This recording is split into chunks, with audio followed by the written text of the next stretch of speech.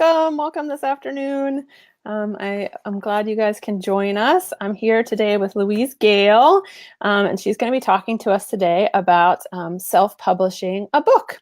I know there's been some talk and interest in our group about using CreateSpace, so she is our expert on using CreateSpace to publish a book. Louise, I met through Make Art That Sells. In our last contest, I worked with her to get all the prizes squared away. Thank you so much for those. They were wonderful. We had a great contest. Thanks to you guys. And she, her book, which is beautiful, I have a copy here, is Botanical Mandalas, and she's going to talk to us today about that. It's just gorgeous. I'm sure she'll flip through it too, but just to give you guys like a sneak peek, just such beautiful mixed media art. And lots of like little fun drawings and activities to do. It's really an awesome book for learning. You know, it's not just a read, it's a read and do, which I think helps everybody learn a little bit better. So she's going to talk to us today about her background as a mixed media artist, the classes that she has available online, and her book. So Louise, thanks for being with us today. Tell us a little bit about your journey into art and surface pattern design. Yes, thank you so much for inviting me along, Jen. It's great being here with you. It's a bit hot here, so if I use my fan just a few times, going on. Oh.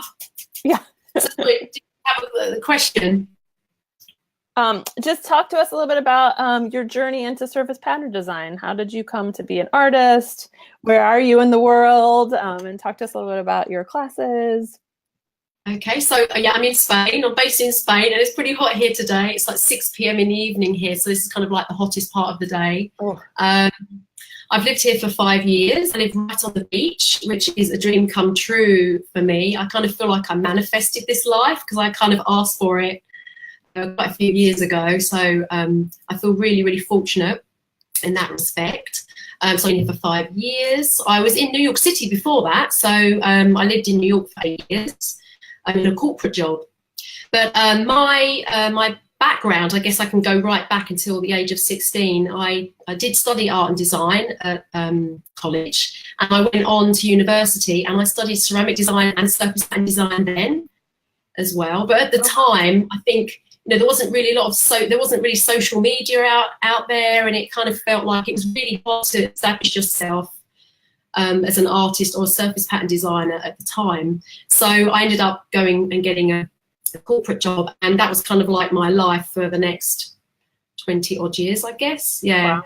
So it wasn't until I was really in New York, I kind of, you kind of get that whisper of, you think, oh, I'm not really, really unhappy, but I feel like I can have a better life. I feel like I can, carve more of a creative life for myself. Yeah. So I kind of made a plan while I was in New York, and that's probably about 10 years ago now. And I eventually left that job and started my own business.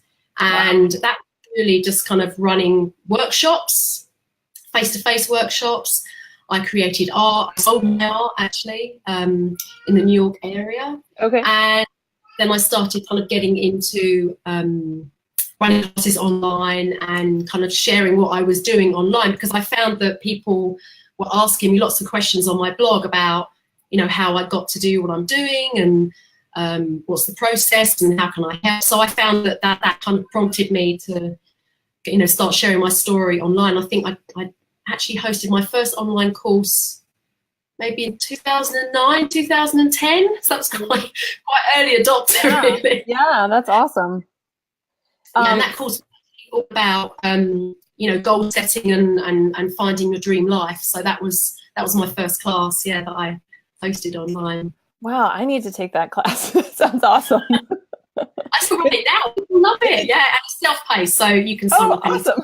Perfect. I need to manifest some wonderful things too. Well, your book is gorgeous, and I think a lot of people know what mandalas are, but for those that don't know what they are, can you talk to us a little bit about what these are and why they're special to you and why you wrote a book about them?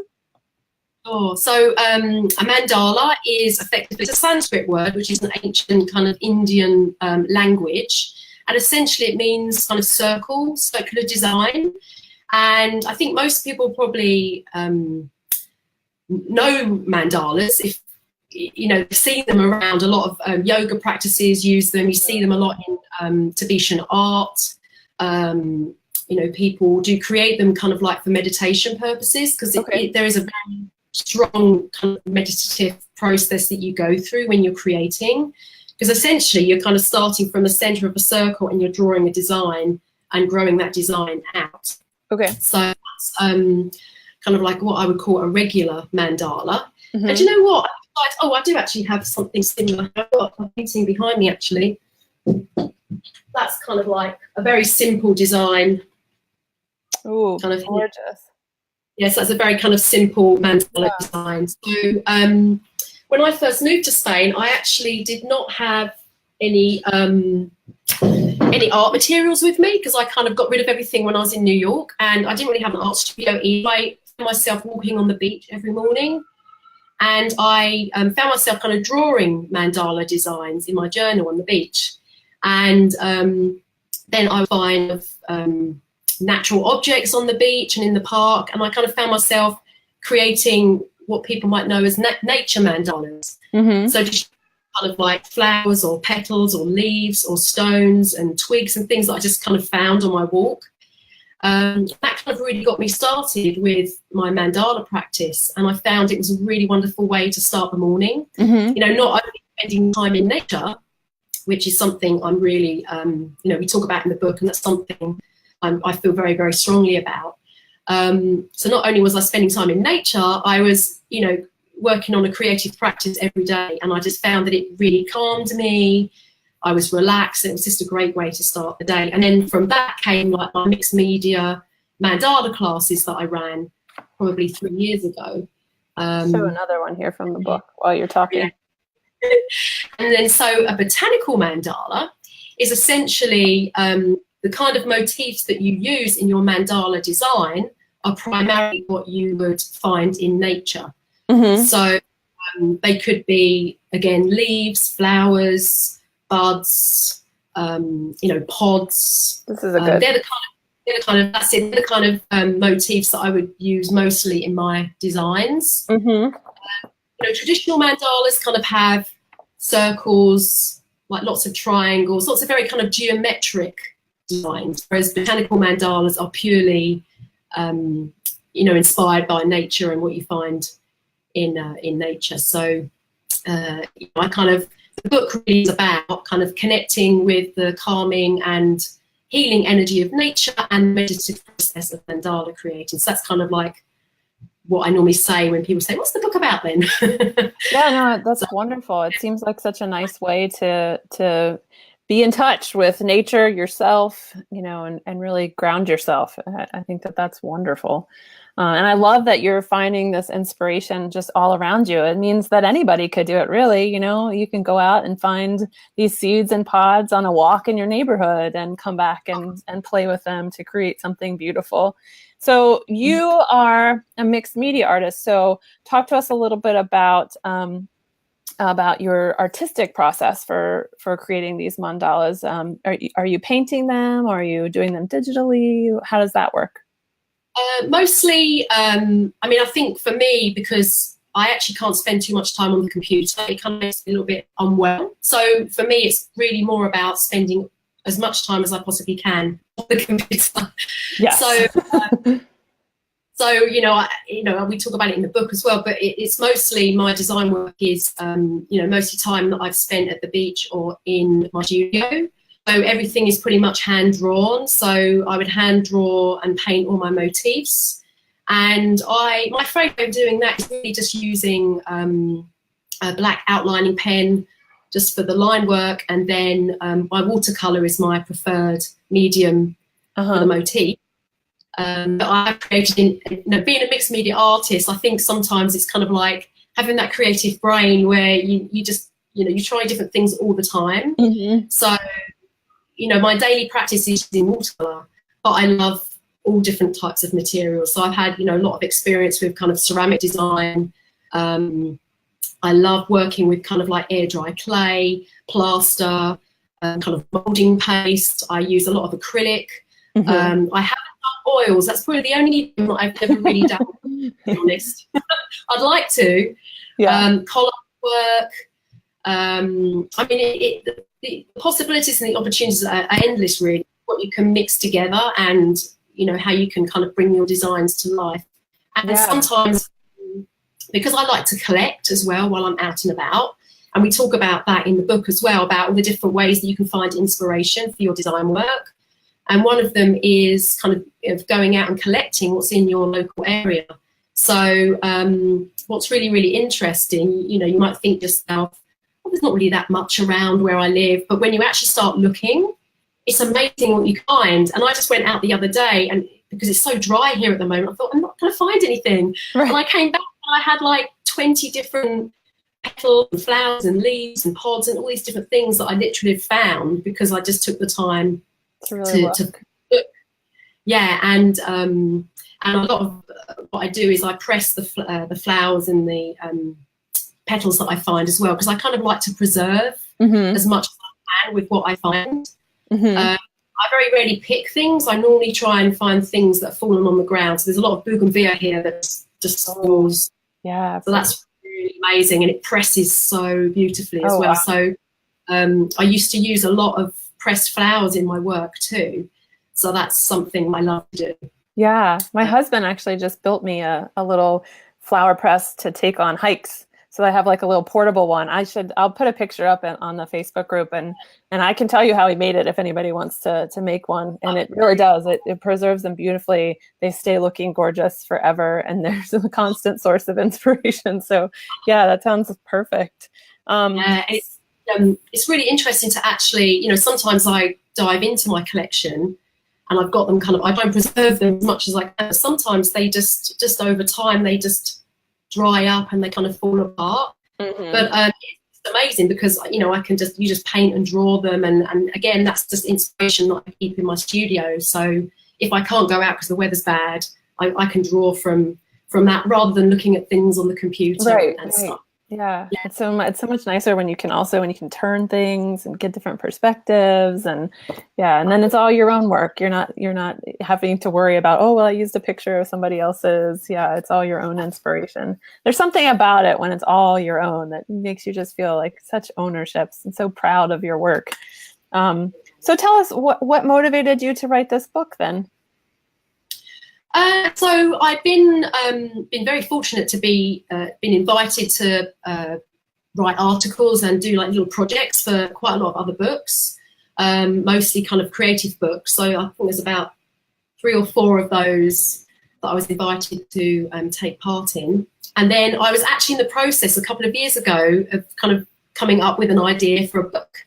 And a publisher actually got in touch with me and invited me to put like 8 projects into like a collaborative book. Only 4 of us, and that was called Mandala for the Inspired Artist. So it was like 4 of us that wrote all these projects. So I kind of got pulled into that project, and that was really fantastic. I got the experience of working with an editor and with an actual publisher, and kind of seeing that side of the different ways you can get paid from for contributing to a book.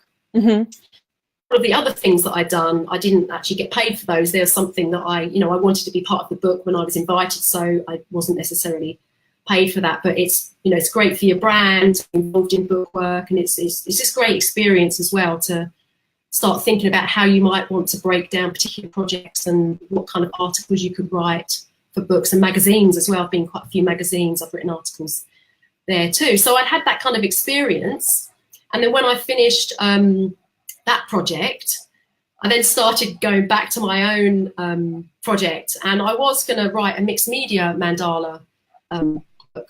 But when I did my research, there's quite a lot of those on the market, and I think at the time I really thought back to when I first moved here and how nature really helped me heal, and I really, really wanted to write a book that combined that natural element with the mandala process. And I think, it took some time to come up with a lot of what's in the book. I think I probably was working on it for a year. Wow, yeah. It was part-time though, because I do other jobs as well. I kind of have client work and things. So, I had to kind of work on it in part-time. And that's kind of how I came up with the idea. But I really wanted to share, I guess, with the world, I kind of felt like, technology is fantastic because that's how we're talking with each other today, and we're sharing all these things with your group. It's amazing, but I kind of felt like I wanted to kind of promote the idea of getting out into nature more, spending more time in nature and using that as your inspiration for your creative process and your creative practice. Yeah. And that's kind of really that's what I wanted to put out in the world. And that's really essentially what motivated me to write the book. Yeah. Because I got so much out of spending time in nature and just really taking my time in looking at everything, and how much inspiration there is just on your doorstep when you really, really look at it. It's amazing. That's kind of how it came about. I think that really resonates with me. I attended this summer camp growing up. That was a kind of a science environmental summer camp where we did like reports. It doesn't sound fun, but it was really fun. But we learned all the different natural history of the area. We learned botany and mycology and limnology and herpetology. And I'm so thankful for that, because that experience really taught me to really look. And I taught biology in the public schools here in the United States. And so many of my students just had no idea what was in their backyards. They can't name any species that are around them. It's just sad.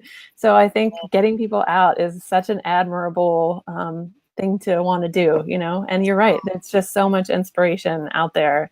On so many levels, there's like the big stuff that's easy to see, but then when you really get really close, there's all this amazing stuff that's microscopic too. So, and I talk about in one of my classes, we do like a whole macro thing as well. So it's kind of like, you literally see the world in a completely different way. You're looking at it through the macro lens, and then you're kind of using that as inspiration for design work.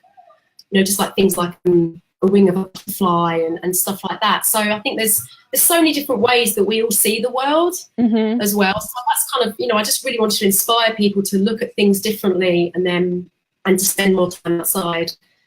And kind of had that feeling of, I guess a lot of kids go to something called forest school now. I know my niece and nephew go to forest school in the UK. Nice. So it's that kind of, that kind of reconnecting to kind of like your younger self when you remember like running around in the woods. I kind of remember all those childhood memories I have of running around with my mom and my brother and collecting things all the time. And we were doing collections, and that's the kind of thing I wanted to connect back to as well. So there's a lot of different motivations. So you touched on this a little bit ago, and you were talking about how you have worked with a publisher, but then this book is self-published. So talk to us a little bit more about why you decided to go the self-publishing route for this book versus using connections and having it doing it through a publisher. It's a great question. So with the publisher that I worked with for Mandala for the Inspired Artist, it was actually written in my contract that before I went to any other publisher with a similar kind of idea, I had to go to them first. Mm-hmm. So to me, that was a great opportunity to kind of write up a proposal and an idea. And I just got in contact with the editor that I worked with. I already had that contact. It was fantastic. And she literally loved the idea, but she said, I'll take it to the meeting and we can, we'll all kind of decide, depending on what direction the publisher's going in. And she just, they're really good. She just got back to me and she said, it's a fantastic idea, but it's just not really the direction we're going in for the time being. Right. And I'd already kind of thought that I wanted to do the self-publishing route anyway. For me, it's more about the personal accomplishment, I think, as well. So, I was never really kind of married to that idea of I've got to get a publisher. And I kind of started talking to an editor at the time that I'd worked with, Tonya Jenny, her name is, and she used to work for Northlight Books. And I kind of felt like I really wanted to go down the self-publishing route. I don't know what it was something telling me to do that. Rather than spending a lot of time writing up proposals and going to all different publishers. And I think obviously there's pros and cons for each. Mm-hmm. But like for me, I guess I just felt like this was a personal project that I wanted to put out into the world. And I kind of wanted to decide on everything that was going in it. Right, right. I one thing that happens when you work with a publisher, obviously they take all your ideas and they might strip a lot of things out. And I kind of felt like they would probably want me to just create an art instruction book, which is great, but I really wanted to add that personal story to it. And that kind of crossed over the two different kinds of books that you can write. So you can either write a kind of art instruction book, or one that really talks about the process, kind of more about the inspiration, the process. So if you know the artist Flora Bowley at all, her books are very much about the inspiration, the process of creating, rather than how you do this, this, and this. So they're kind of like two different books that you can write as a creative person. I kind of felt like working with a publisher, I would probably have to do one or the other, and I kind of wanted to do a bit of both. Yeah.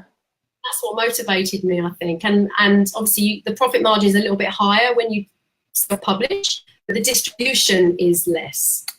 Okay. So, you know, you've got those kind of things to take into account. Right. And, you know, I would love to work with a publisher again. So, you know, I've got lots of other book ideas. So for me, I'm thinking, you know, I've self-published this book, but with some of my other ideas, you know, I think I probably will write a proposal and see if I can, you know, get a publisher to produce that book. So, I don't think it's not as black and white as kind of, this is what you're going to do and that's all you're going to do the whole time.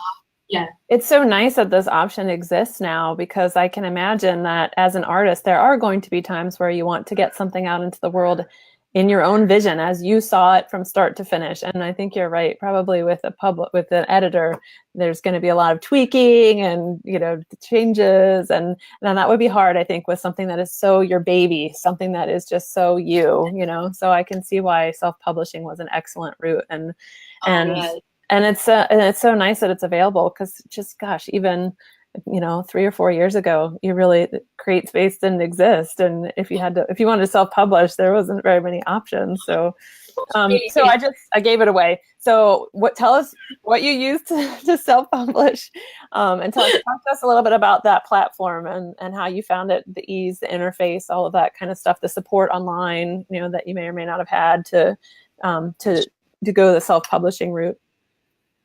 Well, I think probably what got me started is that I saw a couple of other artist friends were kind of using the Create Space platform to publish books on Amazon.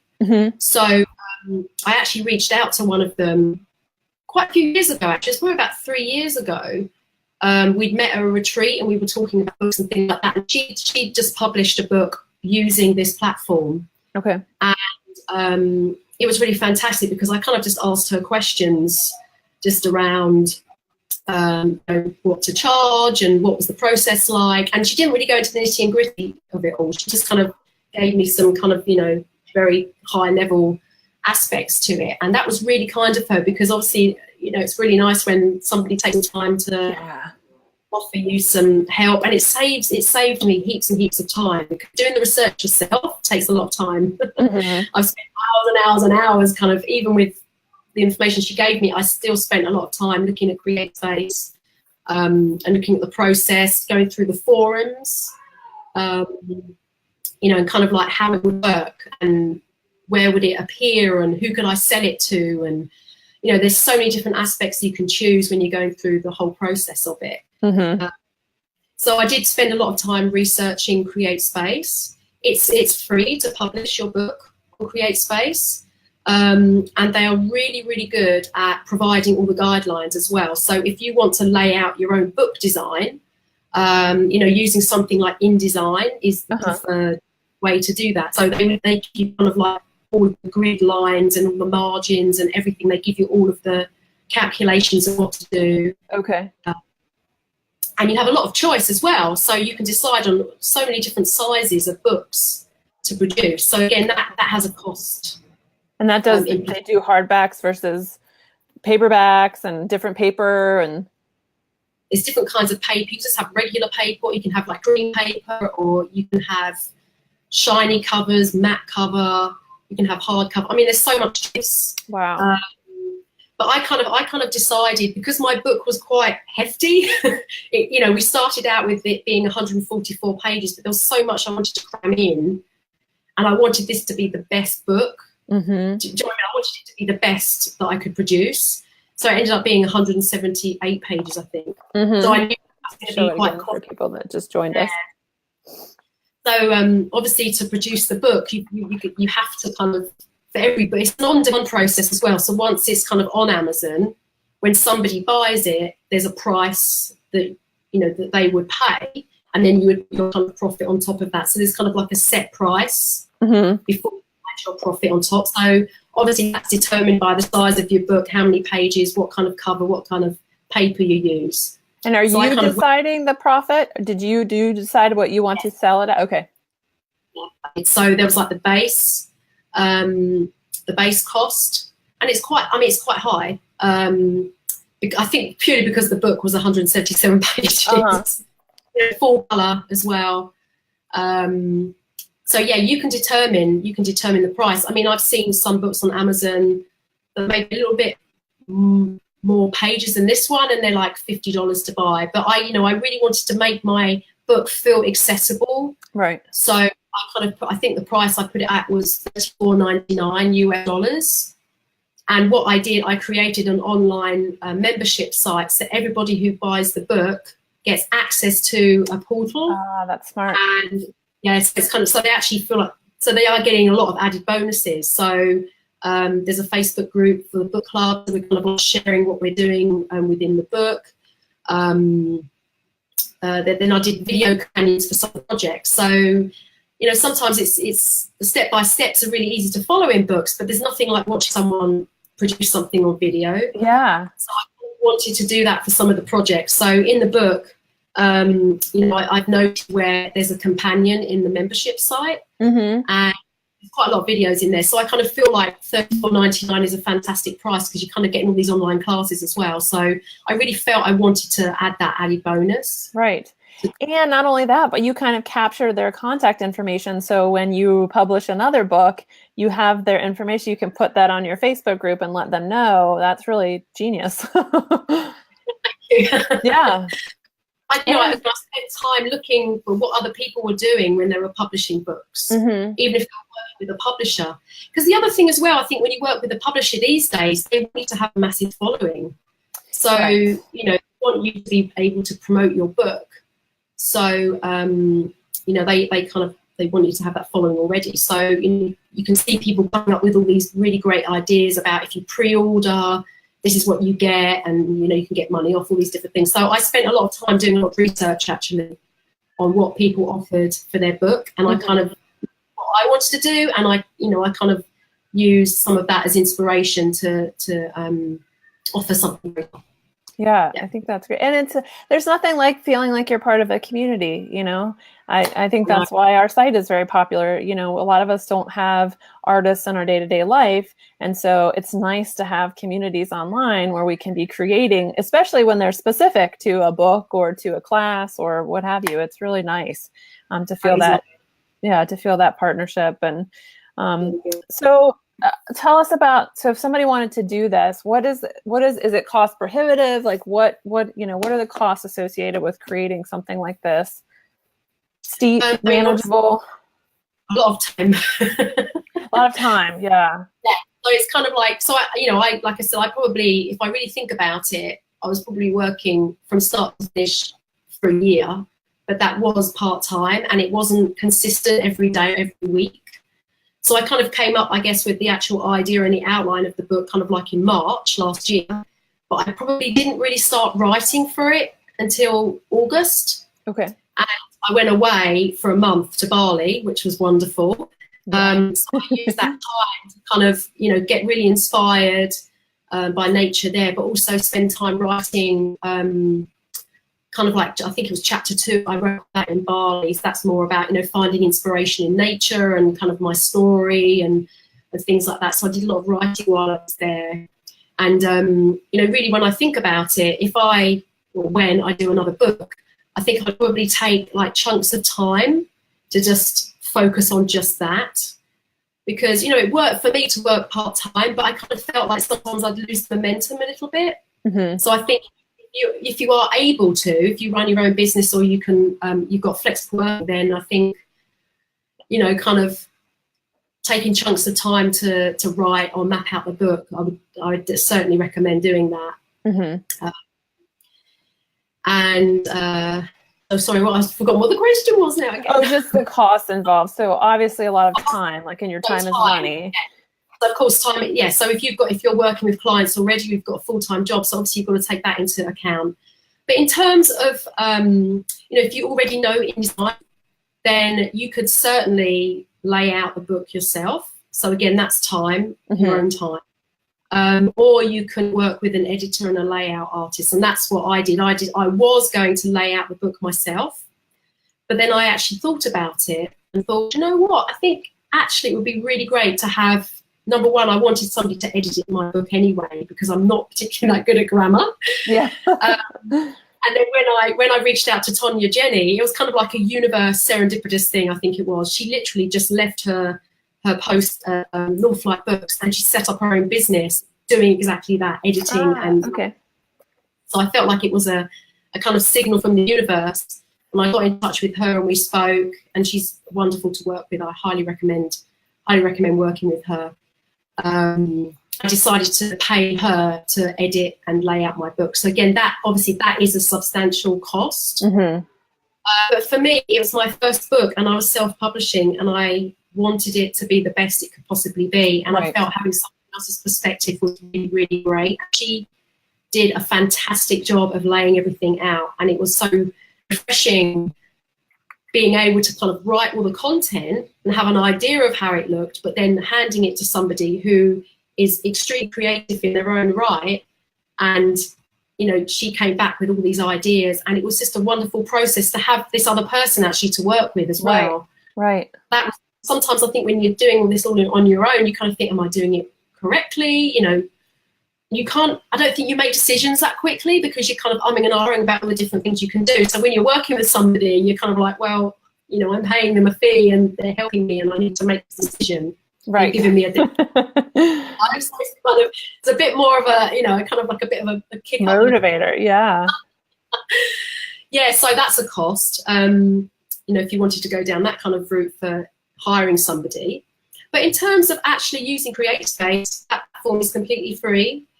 You can get an ISBN number through CreateSpace. So if people don't know what that is, I'm sure most of you do. It's literally this kind of, that's at the bottom. So every book has a unique identifier, which is called an ISBN. So CreateSpace offer that, and I'm sure it's free. I'm sure that's free to do a CreateSpace ISBN. Okay. Now, I actually did a bit of research, and I decided to go and purchase my own ISBN, and I think that was about $200. Okay. And the reason I did that was if at any stage I work with a publisher on this book and they want to publish it as it is in this edition, we can utilize that ISBN number. Okay. And it also means that I can sell through other online retailers. So if I wanted to, I could go to Barnes and Noble and I could upload my, my final PDF and have it available through the Barnes and Noble online print on demand service as well. So that, to me, is something I might decide to do later on. That was my thinking around having my ISBN number, and that was probably the biggest headache that I had throughout the whole process. Right, yeah. Because I wasn't based in the States. So if you're based in the States, it's really, really easy to get that set up. If you're based outside the States, you kind of have to use an agency, and then it's quite cumbersome to then get that listed on the US directory. But once you've done it, it's only because I didn't know what I was doing. So now I know if anybody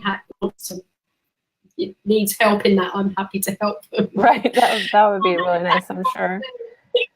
I was just thinking, when you were talking about this, I was just thinking in my head, like, wouldn't this be so great for people that had Skillshare classes and already had an idea of something that they wanted to manifest into the world and did it through video, but then might also want to have like a workbook associated with their Skillshare class that people could purchase to work along. And then they would also get the online community of people taking the class and the Facebook group maybe, or things like that. I think, it doesn't, CreateSpace can be whatever you want it to be. It doesn't have to be a 170-page book. It could be like a small 20-page workbook that just accompanies like a Skillshare class or something. So I was just thinking how useful this information is going to be for all of our members.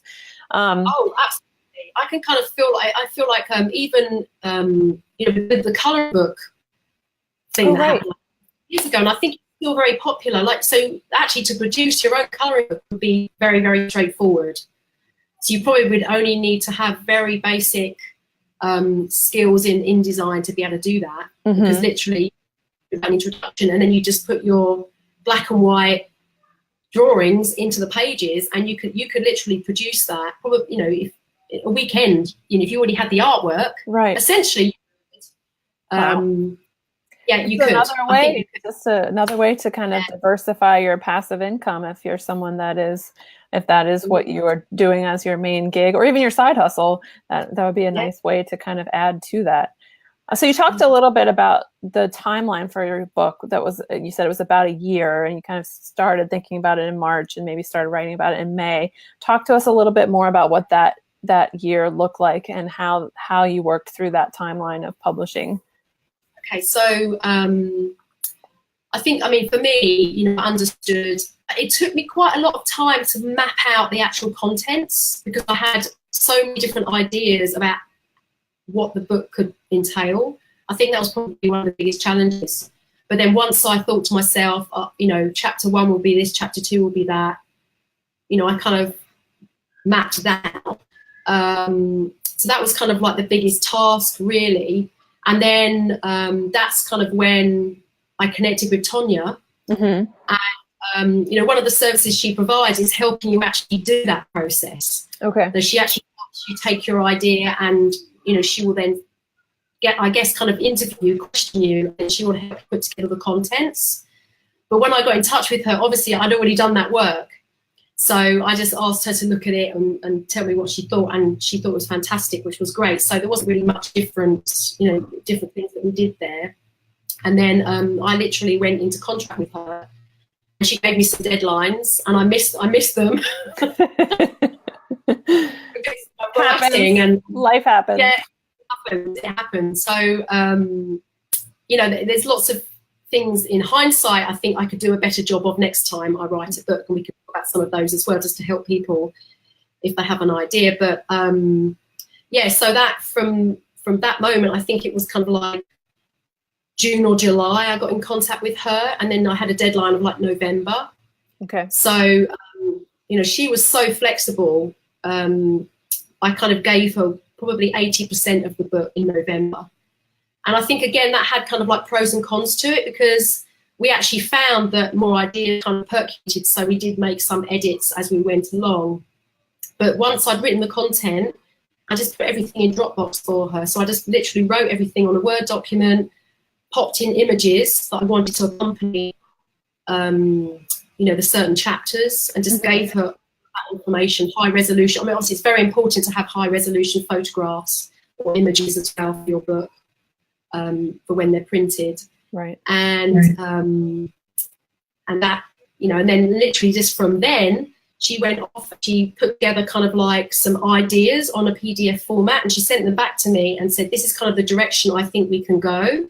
And I loved her ideas, so I just literally said, "Run with what you've got going on, and I'll just keep plugging away and writing the content."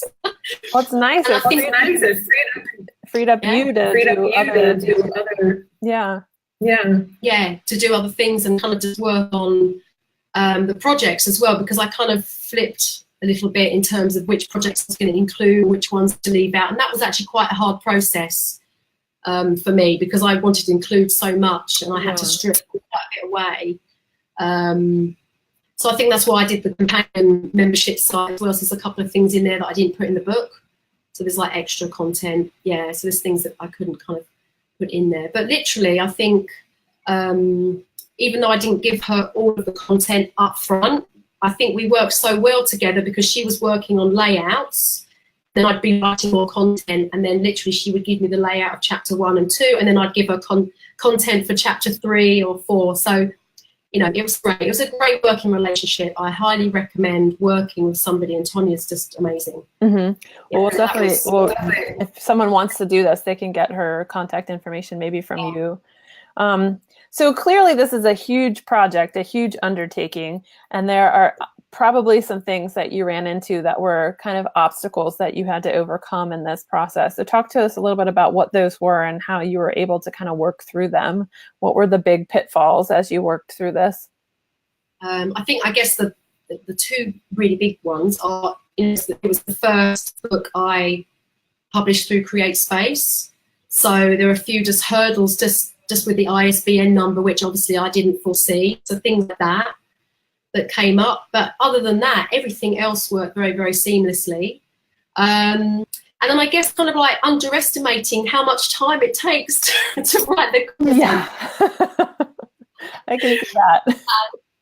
And how like you kind of, you know, I think one thing that is really hard as well, which I certainly found, was, you know, deciding on the project and things that I was going to include in the book, and wanting to have varied enough information that would spark inspiration for different people on where they were on their creative journey, and also different levels as well. So things that would be good for complete beginners, but then other projects that would be great for mandala artists that wanted to try something different. So that was a bit of a challenge for me, because I think, you know, you want to include everything. Right. So I had to strip them down.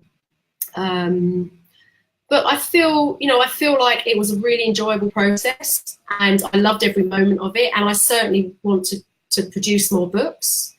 And I think the really important thing is, and this is something I was very focused on, was, you know, this is something, once it's out in the world, it's out in the world. So you want it to be the best possible piece of work that you're putting out there. And I'm sure everybody in this group feels that way about their surface pattern designs as well, because, you know, once you've made a design and you're putting it out into the world, you want to be 100% happy with what you're putting out there. Right. And I kind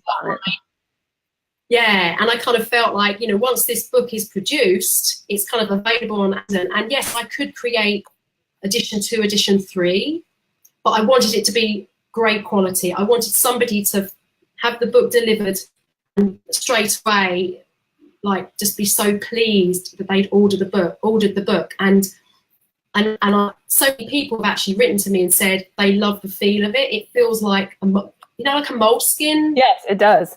Yeah, it absolutely does. It feels like that. It feels like it's part of you, because it's a matte cover.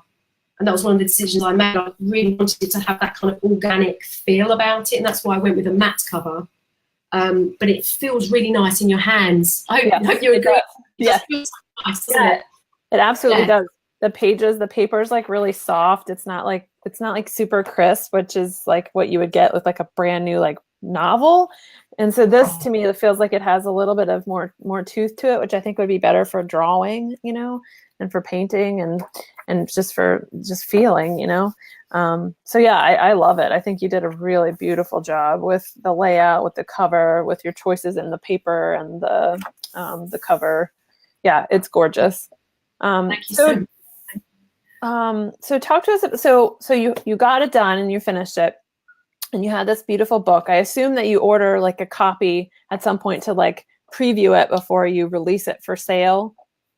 So what would happen? So literally, so Sonia and I worked through me giving her content, she giving me the layouts, and what she did, she actually gave me kind of like rough layout designs as well, that she put together just to make sure we could fit the content on the pages and things like that. So it looked nice. That was amazing that she did that. And so once we'd done that, I literally went through and I signed off all of the PDFs that she sent me. Then she compiled all of that for me and loaded that into Create Space. So as soon as she'd done that, Create Space is great because you can walk through each of the steps. Like you can decide, obviously the cover design is going to be the paper you use, the glossy versus matte cover, all of those kind of things. You put in the title, the description, and things like that. And then before you actually publish it, you have the opportunity, you have to proofread it and literally sign it off with Create Space. So that's when you get your proof. Okay. So what I did, I sent, I got one sent to Tonya first because she's in the US, so it was quicker to get that to her. And then I ordered a copy for myself because I trusted 100% that she would get the book and she would then be able to tell me what she thought. Like I trust her 100%. So I think I published it before I even got my proof copy, I think. Because being in Spain, it took a lot longer for it to be delivered. Right. Yeah. And that's literally it. And then you know, when you go through the process of publishing, you know, you have all these different choices to make. So you could just publish it on Amazon.com if you wanted to, or you can then publish Amazon UK, Amazon Europe. So you've got three choices of Amazon. Okay, that was going to be my next question. Okay, so yeah, anyone in the world can kind of find it through Amazon. Yeah, so I guess it's more tricky. You know, I think if you're in Australia or New Zealand, I think that's where it kind of gets more tricky for them because they've got to order it from Amazon.com and it takes a while to be delivered and it's probably a little bit more expensive in terms of delivery and things like that. So I spent a bit of time looking to see if there was another solution in that part of the world. There wasn't anything yet, but you know, that's something I can add later on. That's what's so great about it if I wanted to. Right. And there's something else in CreateSpace called extended distribution. That means you could tick a box to say that you can allow people to order your book. So it could be like local shops, libraries, and other people that would publish it on your behalf. Activate that yet. I went onto the forums and there was quite a lot of mixed feelings about ticking that box. So I thought, you know what, for now, I'm just going to offer it through Amazon. And then when I feel like I want to take it a step further, I'll probably look at the extended distribution in a bit more detail. And then I might even look at local and some of the other kind of bookstores that might offer the print on demand service and, you know, do that at a later stage. So if someone wanted to purchase this, could they can go on to Amazon.com or Amazon.com UK and they can just type in the title of the book and it will show up in the search results? Okay. All right. So there's not a separate space for CreateSpace books. They're just all part of, because that's something I didn't understand at first with CreateSpace. I didn't realize that everything was just sold through the Amazon interface. Yeah, I think it's owned by Amazon actually. Yeah. But it's kind of like, but the thing is as well is that one of the other choices is you can publish a CreateSpace store as well. So, you know, you could have like kind of like your own store. Remember like Amazon used to have stores? I don't think they do it anymore. We used to be able to put your books, you know, you put the books into like a store and you share that with your followers and you get like a cut of it and things like that. Okay. I don't think they offer that anymore, but it's that kind of philosophy where you could have a CreateSpace store and you could put your book up there, and I think you can make high profit margin going that way. But I'm not sure if they use a different way of publishing, so I decided not to do that. I kind of just went with Amazon for now, just to see how it would go. So there's a lot, as you can hear, there's lots and lots of different things that you have to decide. Decisions. So a lot of the time, you know, luckily I did have Tonya. She did a heap of research for me because, you know, she was quite new to CreateSpace herself, but she was fantastic because she did tons of research and she found out lots of different things. But I did a lot of research as well. Like I went into a lot of forums. There are lots of Facebook groups too. I know Gillian's in a couple that she said have been really helpful for her.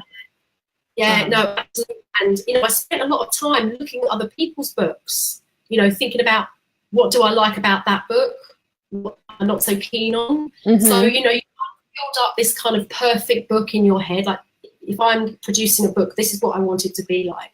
Right. And I think actually anyone in your group is thinking about you know, going down this kind of route, then obviously subject matter is very important. But I think, you know, thinking about how you want your book to feel and who your audience will be, and like when someone has your book in their hands, how do you want them to feel?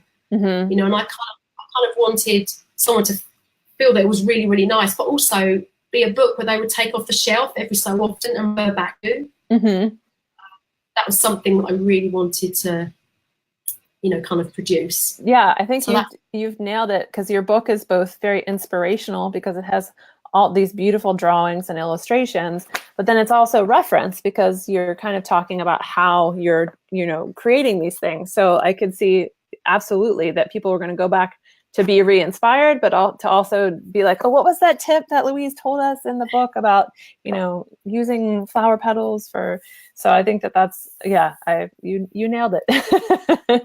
Yeah, I think that's exactly. Actually, just one of the decisions I made as well was, I wanted to put all of my own photography in the book. Mm-hmm. So everything in there, apart from the profile, everything in there is my own photographs.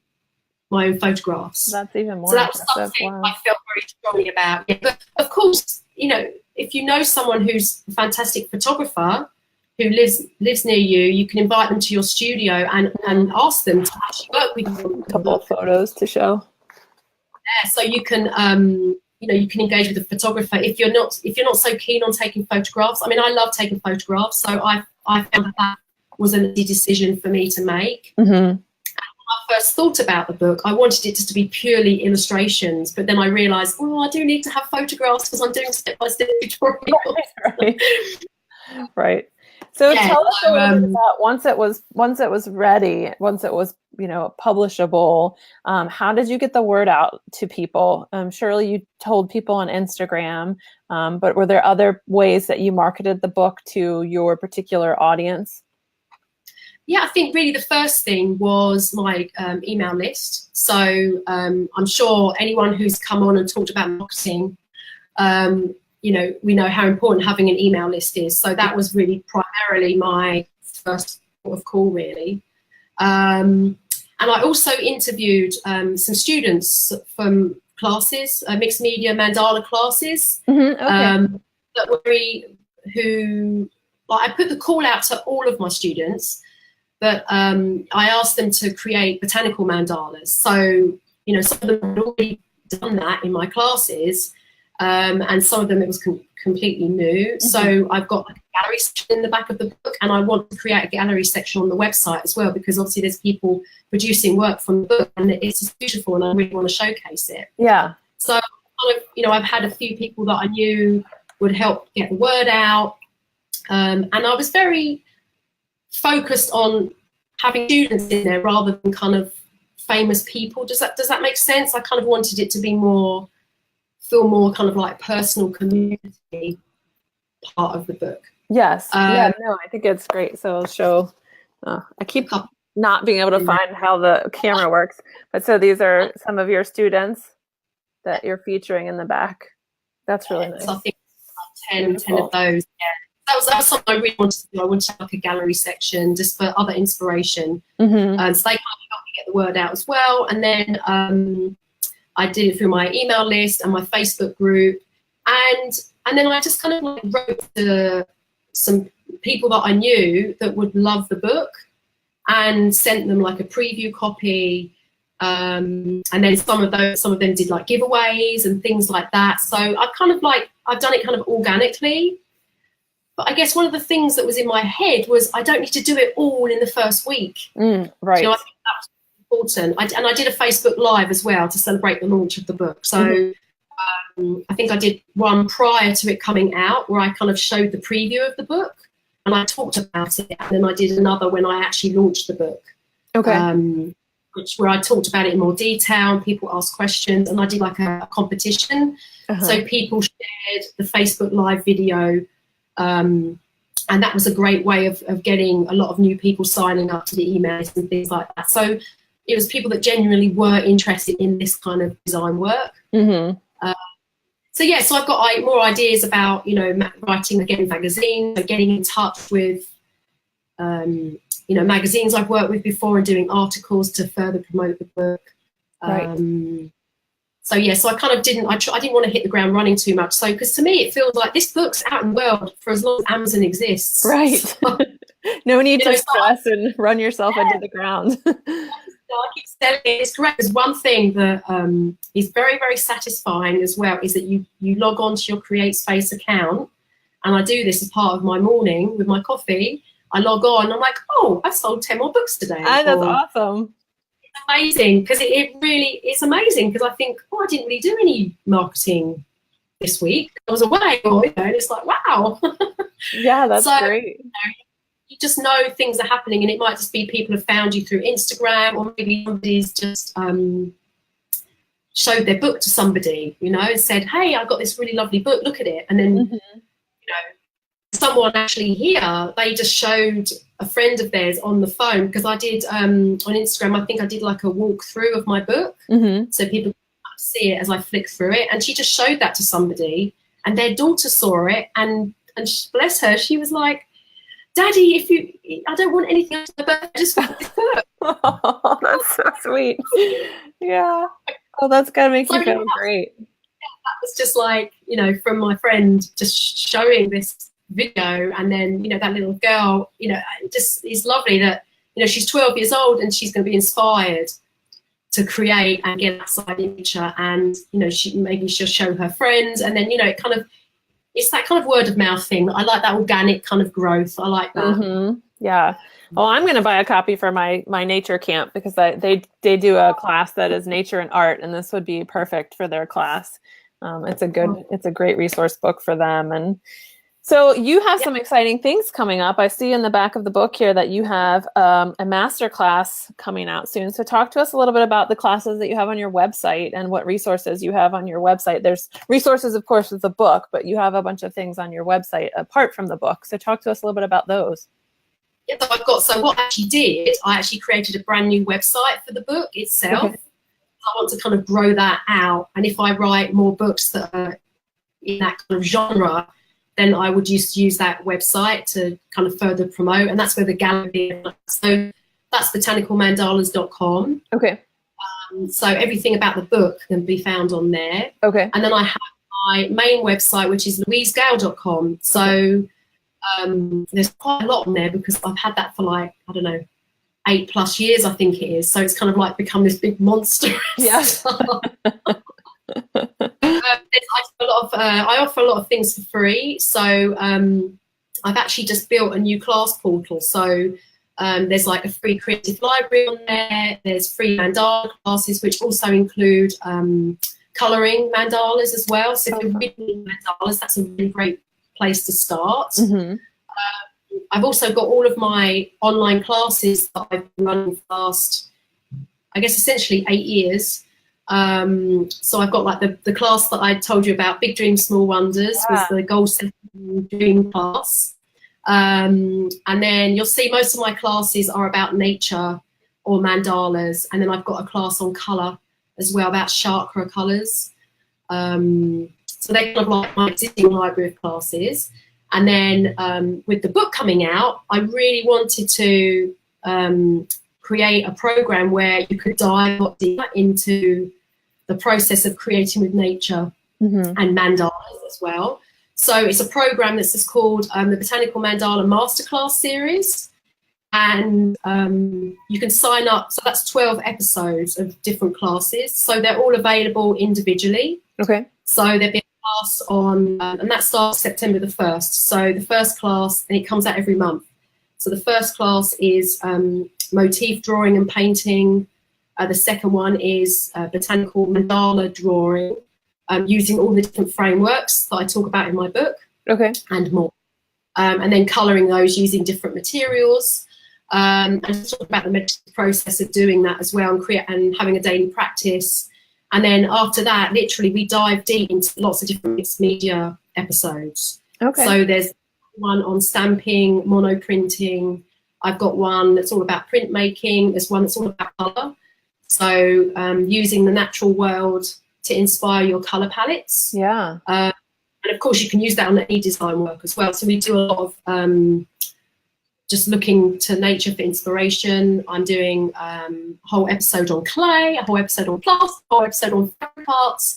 So, you know, I kind of really wanted to take my experience of being a mixed media artist and kind of like just really deep dive into this process and how fantastic it is.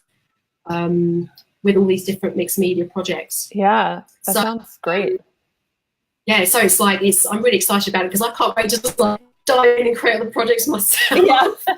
That's why I'm doing it, really. So it's not it's a live class. It's not something that's self-paced and already recorded. It's going to be a live class that where actually the tutorials will all be pre-recorded. Oh, okay. Yeah, so but what I do is they'll all start each month. So episode 1 will be the 1st of September, episode 2 the 1st of October. Okay. Gotcha. That will continue every month. And then, you know, if there's one particular class that you want to go on, then obviously that will be live on the 1st of that particular month. And then you have a month's worth of videos and tutorials for that particular class. So it's kind of live, but also gives people flexibility, you know, for fitting it into because schedule. Different time zones and things. It's really hard to do live things, I think. And yes. We know this from my friend. Yeah. Let me say, we know this from trying to schedule this Facebook Live, and I kept messing up the time zone. So yeah, I can see where that would be an issue. Well, that's so you can sign up for each. You know, if you want to really learn about clay, or if you really want to learn about plaster or mixing things, then obviously you can sign up to the individual classes. But if you want to do the whole program, there's literally like a bundled price that I offer, that's 40% off. So you can do the whole 12 episodes. I think it's 249 for the whole thing, which is really great for a year-long program. And I'm going to offer a special offer to everyone in this group as well. So that's so if anybody would like to take the full program, I'll do an additional kind of $50 off or something. So that would be really nice. I'm sure people will be interested. I think that mixed media is very fascinating. You know, like it's so fun to get out of your comfort zone a little bit, or what you do all the time, and try something new. Because even if that's not something that you want to kind of work into your surface pattern design, I still think it kind of reinvigorates areas of your brain that you might not have been using, or it's just nice to kind of do something a little bit different but still creative. I think the thing is as well is that if you're doing, you know, you're producing artwork in these different materials, you start, if you're already surface pattern designing, you start thinking, how can I incorporate, you know, what I've just created, scanning that in, and then incorporate that into my design work. Right. I think there's a lady, I hope I get her name right, Tracy English. She paints. Did you know Tracy? I know that name, yes. With tissue paper. So she paints tissue paper, and she does all this collage work with it, but then what she does, she scans it all in, and then she creates surface pattern designs. And I think she's just got a book publishing deal actually as well. I think she's got a book coming out. So, you know, even looking at that, I thought that's a really interesting thing that she's done, because she's produced all of this collage work offline, and then she's obviously scanned that in, and then she's created, you know, design work and books and things like that from what she's done just with collage. Right. Yeah, it's such a unique personal style when you can bring added elements that other people aren't using, or do them in a different way, or that's really interesting. So I wanted to just let people know, feel free to ask questions. I'm kind of monitoring the feed here. So if you have a question for Louise about creating with CreateSpace, or her upcoming masterclass, or just botanical mandalas in general, pop them in the comments and I'll read them here. But I just wanted to let everybody know that after this, of course, I'll be posting a big post that lists all of Louise's social media and links to find her online, the book site, and also her personal website where you can see her other classes and all of that kind of thing. But Louise, thank you so much for being with us today. This was really, really interesting. I think that book publishing is a way to create more passive income that really isn't talked about a whole lot. So I think that's been really great. And I think it's going to give people a lot of ideas for how they can work this into their strategy for money making and their strategy for getting their art into the world. And like you said, it's a nice way to take something you're really passionate about and instruct it, you know, or be able to instruct other people in it. So it's really great. I think it's really I'm gonna enjoy. I just got this a couple days ago, so I've only been able to get through the first couple, first two chapters. So I'm excited to delve in and practice some botanical mandalas myself. I can't wait to see them. Yeah, thank you. And I should also mention that Louise has told us that if you guys have questions after the fact, because I know a lot of you guys will probably watch this after work or, over the weekend or what have you. If you have questions about publishing on CreateSpace, Louise said she will kind of be checking the comments underneath of and you can also tag her so she sees it, but she'll be checking the comments and help answer questions. So if you have specific questions about book publishing or her classes or anything, just pop the comments in and she'll be monitoring them and try to answer your questions. So I want to be respectful of your time here. So we're at 1:06. So we'll sign off now. But thank you so much again for being here with us. It's been really lovely. And we're glad you're a part of our community. What's that? I said, just thank you very much for inviting me. Oh, thank you. Yeah, absolutely. Absolutely. It's always fun to hear other people's passions, I think, So we'll sign off now, and Louise, if you'll stick around, I'll make sure that I get all of your social media links right and make sure I have everything for everybody. But thank you guys so much. Thank you, Christy and Denise, for joining us, and Magdalena. Thank you guys for being here, and we will see you for the next one, Spoonflower, on the 17th. All right, guys, take care. Thank you, Louise. Thank you.